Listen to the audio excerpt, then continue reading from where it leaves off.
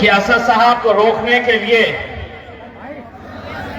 इस हद तक पहुंचा गया है कि हमारे कायद के ऊपर जानलेवा हमला किया जाता है। और अफसोस की बात, बहुत ही अफसोस के साथ ये कहना पड़ रहा है कि जिन लोगों को गिरफ्तार किया जाता है उनकी ना तो पुलिस कस्टडी निकाली गई, न 120B लगाया गया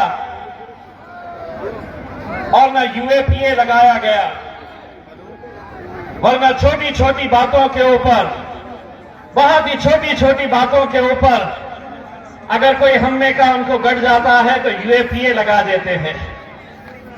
लेकिन हमने भी ये ठान ली है, हमने भी ये तय किया है कि तुम जितना हमें दबाने की कोशिश करेगी, इंशाअल्लाह ये आवाम मजलिस को उतना ही ऊपर लेकर जाएगी। ये समझते हैं कि हमें डरा देंगे, ये समझते हैं कि हमें गोलियों के खौफ से घर में बिठा देंगे। अरे तुम हमें जानते कहां हो?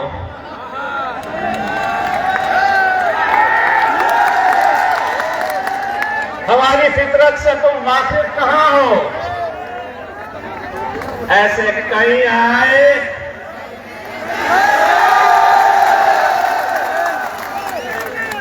ये सोचे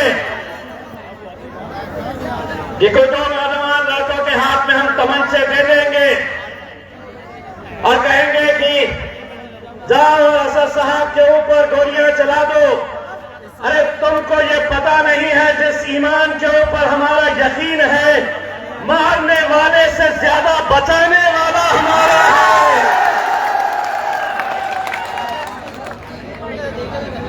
वजीर आजम वो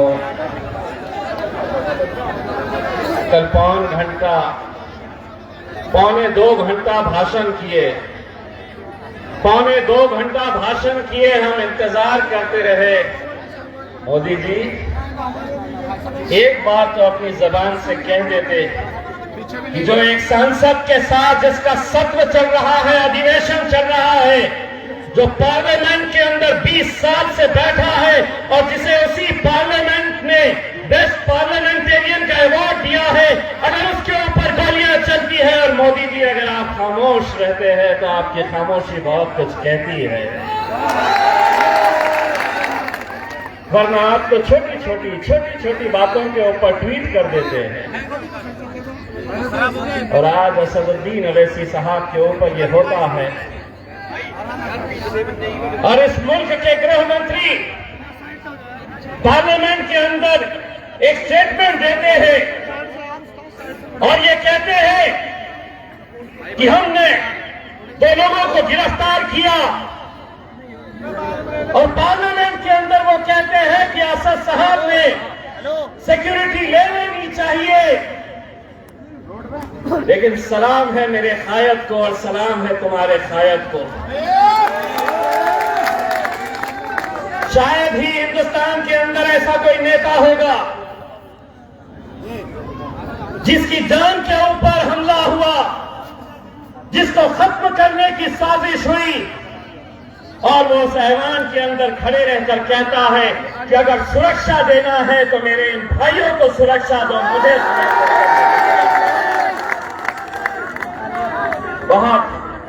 बहुत हिम्मत का काम है मेरे भाइयों। ये कहना, ये जानते हुए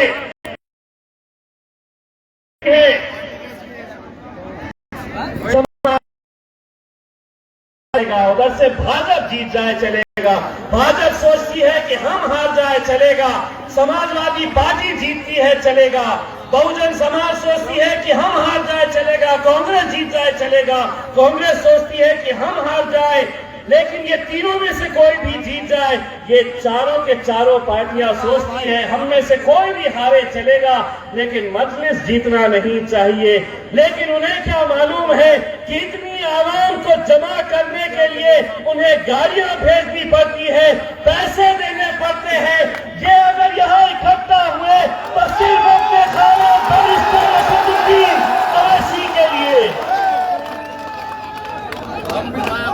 पैसा लेकर आया, किसी को गाड़ियां भेजनी पड़ी। ये जितने भी उम्मीदवार होंगे रफत साहब,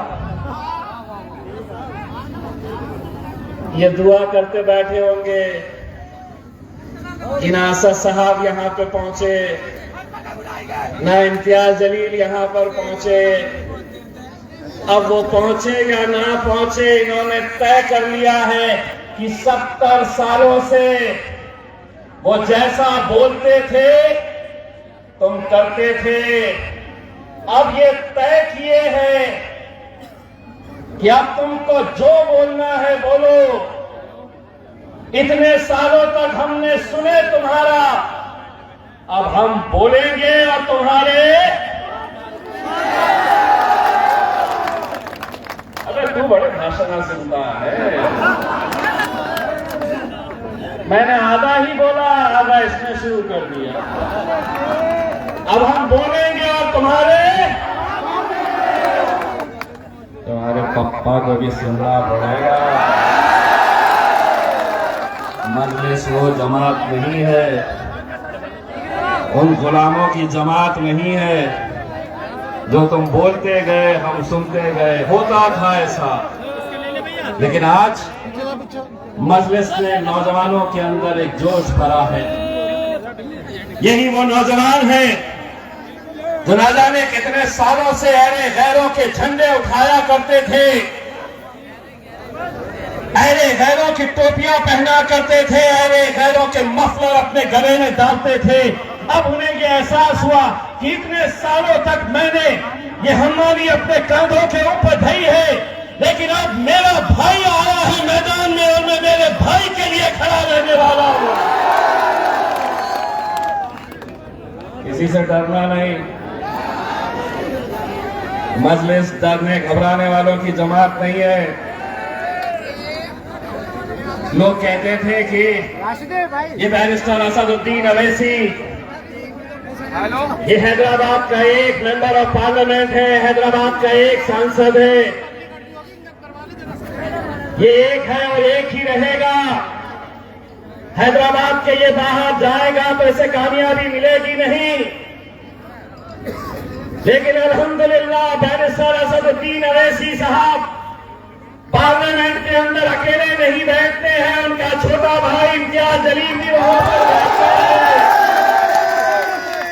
ऐसे बैठता ही नहीं हो, बोलता भी बहुत हो। उन्हें तकलीफ यही सता रही है। ये अकेले शेरवानी थी तो हमारी इतनी परेशानी थी, अब ये दूसरा भी आया है, ये भी बहुत बोलता है। मुझे एक नया चुनकर गया तो भारतीय जनता पार्टी के एक सांसद ने मुझसे पूछा कितने चुन के आए। मैंने कहा 11। तो बोले 11 चुन के आए, कहां से चुन के आए?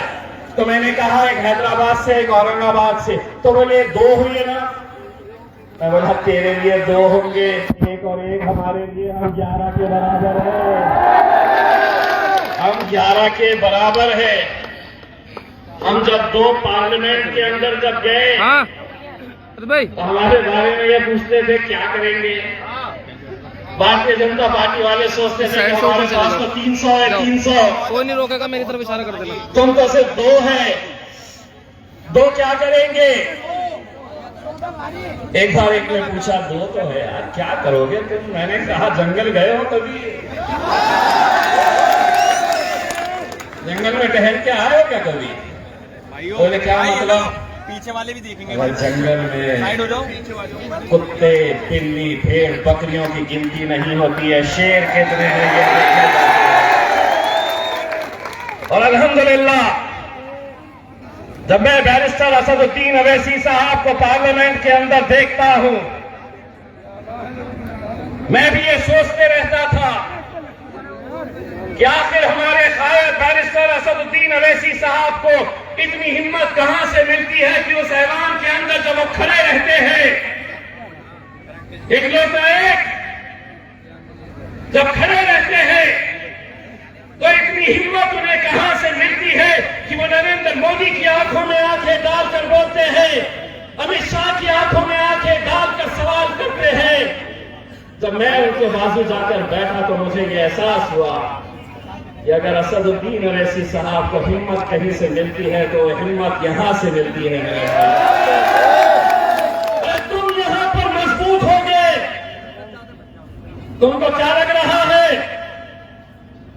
ये तुम्हारे उम्मीदवार है? रफत भाई तुम्हारे उम्मीदवार है?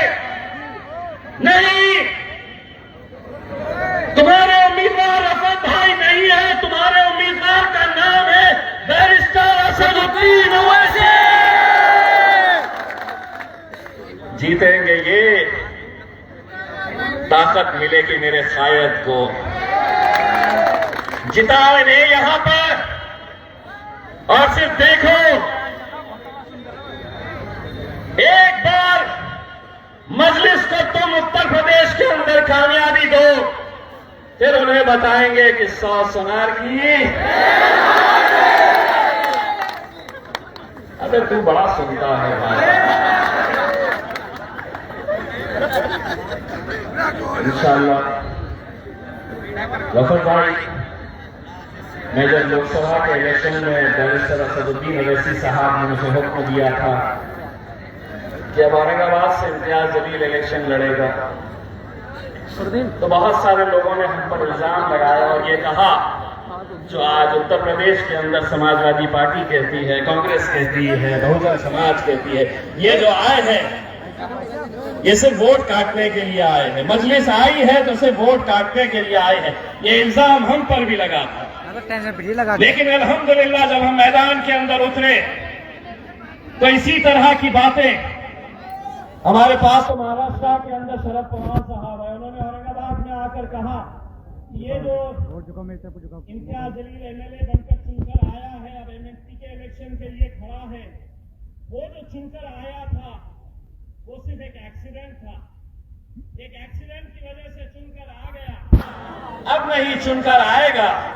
तो मैंने उन्हें जवाब दिया था कि अगर वो एक्सीडेंट था तो इंशाअल्लाह इस मुल्क में जहां जहां पर भी इलेक्शन होंगे इस तरह के एक्सीडेंट्स होते रहेंगे, ये एक्सीडेंट्स होते रहेंगे। तो जब लोग हम पर इल्जाम लगाने लगे, हमने लोगों से ये कहा कि किसी को कोई जवाब देने की जरूरत नहीं है। अगर जवाब देना है तो इलेक्शन के दिन जाओ,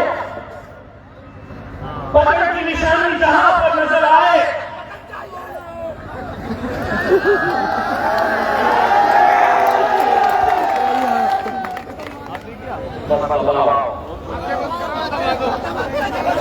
मैंने अपने नौजवानों से कहा था कि जहां पतंग दिखे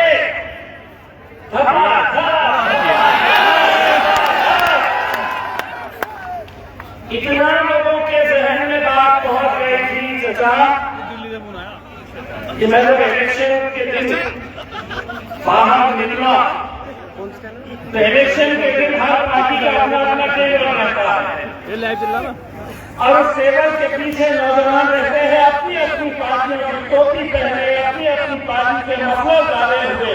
मैं गाड़ी से उतरा, एक पोलिंग बूथ की तरफ जा रहा था रफत भाई, तो कांग्रेस के कैंडिडेट का टेबल था, नौजवान लड़के थे, टोपी कांग्रेस की, टेबल कांग्रेस का, मफलर कांग्रेस का डाले हुए। मैं गाड़ी से जैसे ही उतरा तो एक लड़का जो कांग्रेस के टेबल के ऊपर बैठा था, मैं वहां से गुजरा तो उसने कहा कि इम्तियाज भाई सलाम अलैकुम।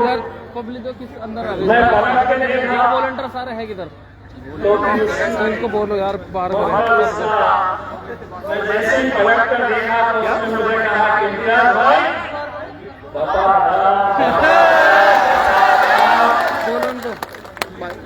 मैंने कहा कि इम्तियाज भाई तेरी तो फिक्र पड़ी है, मतलब उसका है, मसाजत मेरे लिए कर रहा है।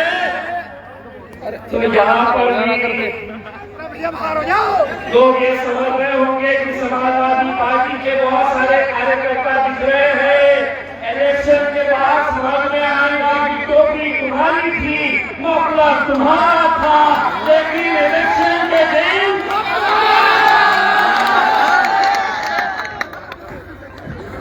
इलेक्शन के दिन अभी तो बोलने लगा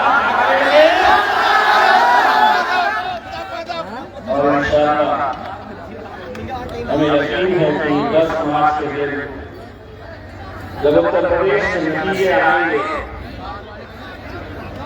तो मैं भी फख्र के साथ महाराष्ट्र के अंदर से देखूंगा महाराष्ट्र से कि उत्तर प्रदेश के पिता के अंदर नहीं आ रहे हैं वहाँ तो अब नाने क्या बना और मैं भी फख्र से लाख लोगों से ये कहूंगा कि साहब के बीच में मेरे भाइयों के मेरे बुजुर्गों के मेरी माँ और बहनों के बीच में मैं भी गया था वोट मांगने के लिए, वोट की भीख मांगने के लिए नहीं आया। मैं आपके बीच इत्तेहाद की भीख मांगने के लिए आया। मैं आपसे इत्तेहाद की भीख मांगने के लिए आया हूं, इसलिए कि ये इलेक्शन तय करेगा कि हमारे नौजवानों होगा, हमारी सबों के ऊपर। सर भाई हमें भी ले लियो। बहुत भाई बता रहे हैं कितने घंटों से इंतजार कर रहे हैं। आपको ये समझना होगा। थोड़ा और हो जाओ, पीछे को भी है देखो। याद असीम साहब यहाँ तक नहीं पहुंचे, उनके लिए कैसी कैसी रुकावटें पैदा की जा रही है। कभी पुलिस कमीशन कैसे कर रही है, कभी सरकार के ऊपर दबाव डाला जाता है सरकार के जरिए कि ये ख्याल रखे कि असदुद्दीन ओवैसी की सभा को इजाजत नहीं दी जाए। हमारे इस मुल्क के अंदर अगर भारतीय जनता पार्टी इलेक्शन लड़ सकती है, कांग्रेस क्यों रोका जाता है? हम तो इन लोगों का जमहूरियत के अंदर जो यकीन है उसको हम और पुख्ता कर रहे हैं। हम तो लोगों से कह रहे हैं, हम तमाम सियासी बातों को हम कहना चाहते हैं। एक पैगाम हम आपको देना चाहते हैं, यहाँ के जितने भी नौजवान हैं उनके जरिए हम इस मुल्क के वजीर आज़म नरेंद्र मोदी साहब आपको कहना चाहते हैं, और सुनिए, कान खोल कर सुनिए, ये यहाँ के हमारे मुसलमान दलित पिछड़े वर्ग के तमाम आवाम की तरफ से हम एक बात आपको कहना चाहते हैं, ये मुल्क जितना तुम्हारा है उतना हमारा, ये मुल्क जितना हमारा है उतना ही तुम्हारा है। ये मुल्क तुम्हारे, ये मुल्क तुम्हारे।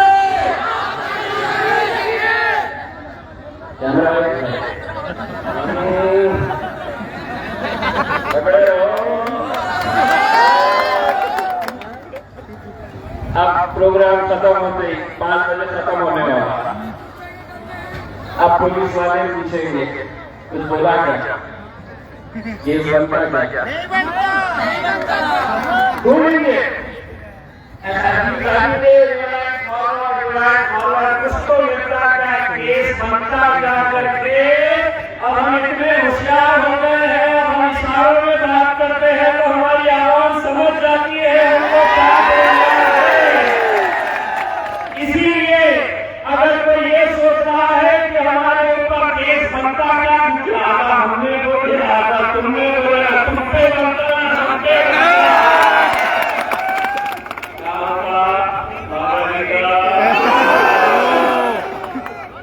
बहुत परेशान हो गए हैं। ये जितने भी सियासी पार्टियां हैं, ये बोलते कि पहले ये देश पे चढ़ते थे तो बड़ा था, अकबर साहब पे केस, असद साहब पे केस, मेरे ऊपर पिछले 2 साल के अंदर केस।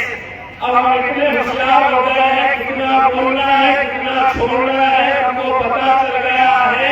इसीलिए तुम कितनी भी कोशिश कर लो तुमको क्या मिलने वाला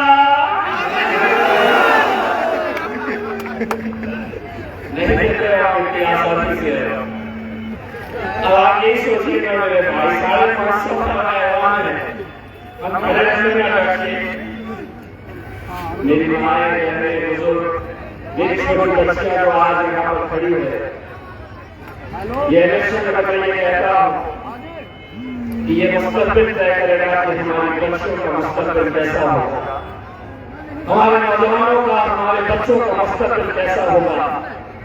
ये इलेक्शन उस और ले जाता है।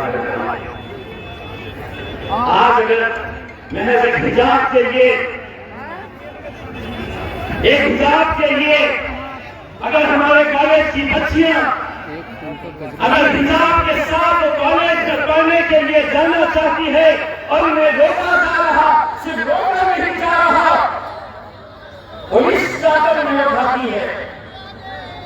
आज बेंगलोर के अंदर सिर्फ इस मुद्दे को लेकर हमारी एक बच्ची के ऊपर भागे रुमाल डाल के उस बच्ची के पीछे बुर्का पहने हुए हमारी एक बच्ची अकेले जा रही, उसके पीछे भागे रुमाल डाल के नौजवान लड़के आते हैं, नारे लगाते हैं। अकेली बच्ची, उस बच्ची को हम सलाम करते हैं, वो नौजवान लड़कों की तरफ देखती है और उसके जज्बे को सलाम कि उन्हें देखकर वो कहती है कि अल्लाहू अकबर, अल्लाहू अकबर।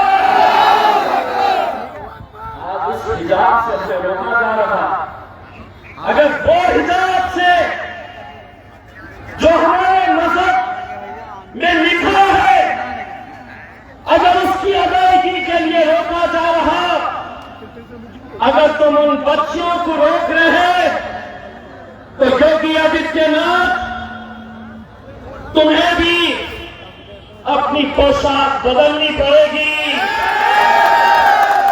साथी प्रज्ञा सिंह, अगर तुम पार्लियामेंट के अंदर अगर उस पोशाक के अंदर आ सकती हो तो मेरी बच्चियां भी कॉलेज में हिजाब के साथ जा सकती है। लेकिन बोलेगा कौन बोलेगा? पूछिए और समाजवादी पार्टी के उम्मीदवार से पूछिए, उस बहुजन समाज पार्टी के उम्मीदवार से पूछिए, उस कांग्रेस वाले से पूछिए कि कौन बोलेगा इसके लिए। उम्मीद किससे लगाएंगे? उम्मीद सारे के सारे अवैसी से लगाएंगे। वोट देने की बात आई तो नहीं, हमको तो सेक्युलर पार्टी के पीछे जाना है।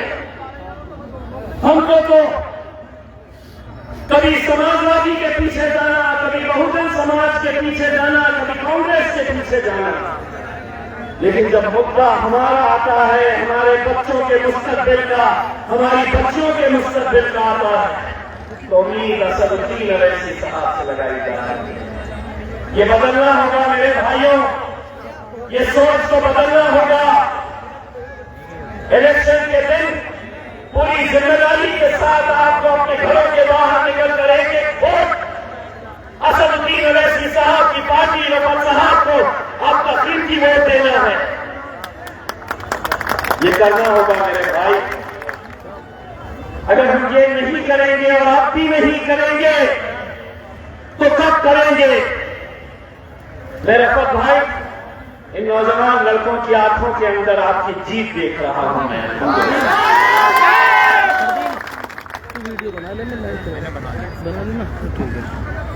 मैं नौजवान लड़कों की आंखों के अंदर मेरी माँ और बहनों से मैं इतना कहना चाहूंगा, अगर मेरी आवाज वहां तक पहुंच रही है, इलेक्शन के दिन सुबह सुबह जब आप